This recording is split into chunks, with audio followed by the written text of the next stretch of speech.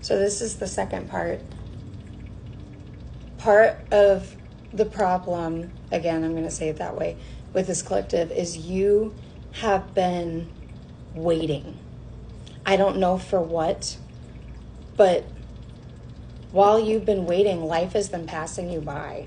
You've kept yourself stuck. You've kept yourself frozen.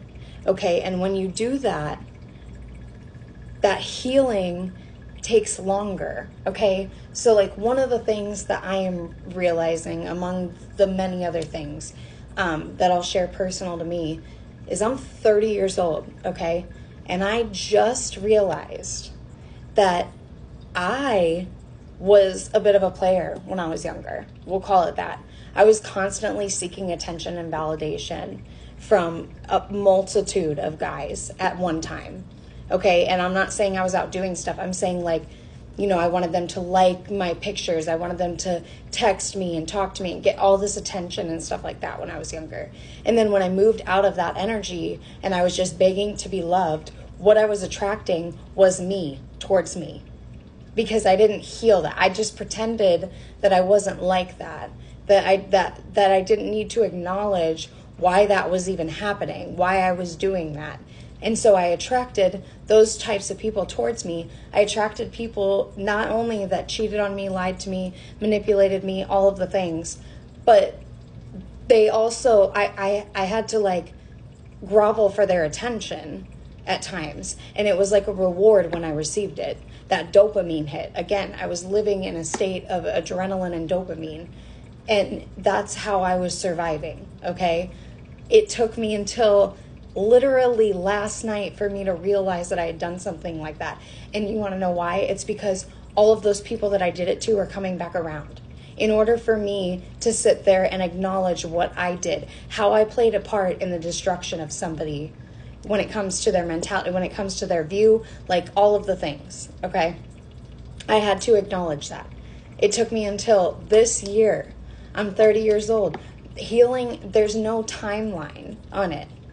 And I'm glad that I get to acknowledge that, because it made me see why I was attracting those people towards me. They were also a part of my lesson. They were also a part of showing me an aspect of me that I wasn't acknowledging, that I didn't acknowledge how I hurt these people. So the other thing that I'm going to talk about is I'm going to talk to those people that are actively hurting people, okay? If you know that you're using somebody, if you know that you don't want to be with somebody, if you know that you're hurting somebody, take your hands off of them. Stop. Stop being a part of the destruction of somebody. Yes, if somebody is staying through that stuff, they are destroying themselves. But stop being a part of that. Stop hurting people. Stop using people. Just take your hands off. Look at why you're doing this. You can't tell me that you don't know what you're doing is wrong. And what you're doing is destroying a piece of them. You are not living in a life of saving lives. You're living a life of destroying them. And people want to sit there, well, I didn't ask them to do that for me. Do you know how damaging that sentence is after somebody does something for you or is there for you or whatever? Like, I get it, you have issues, but I didn't ask for you to be there. You're taking away what they did. You're taking away any gratitude. You're acting like what they did meant absolutely nothing to you, and maybe it didn't. But take your hands off then.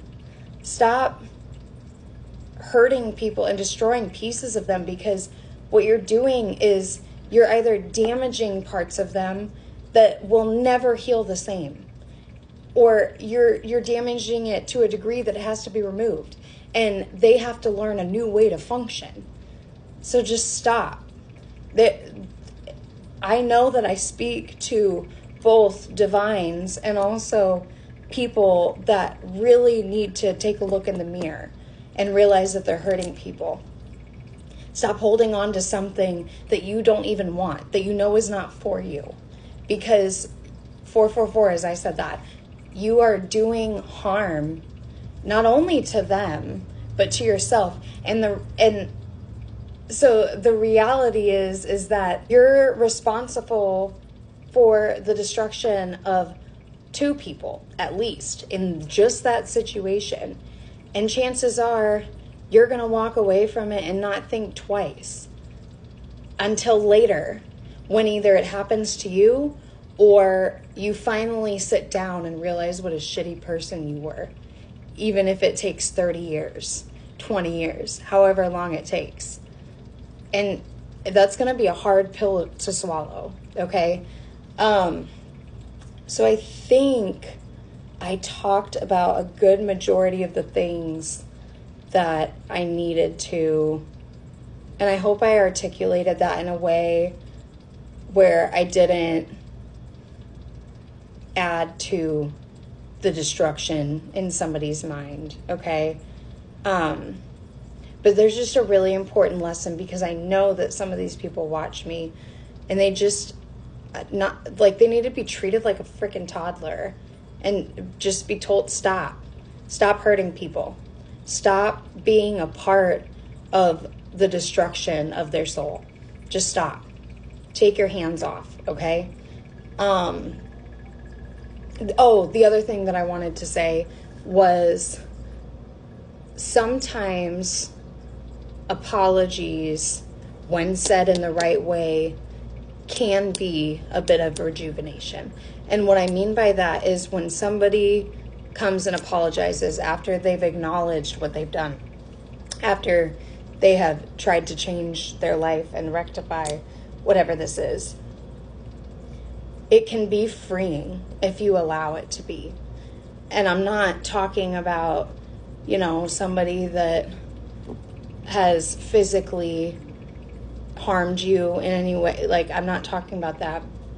It could be, I guess, if they really have changed, and maybe it was during a state when they were doing, substances or drinking, whatever. No excuses whatsoever. But, and that is also part of what this collective does, is and I brought that up in the first part, constantly excusing somebody's behavior. You want to sit there and blame it on their childhood, or they know what they're doing. They know what they're doing if they are an adult.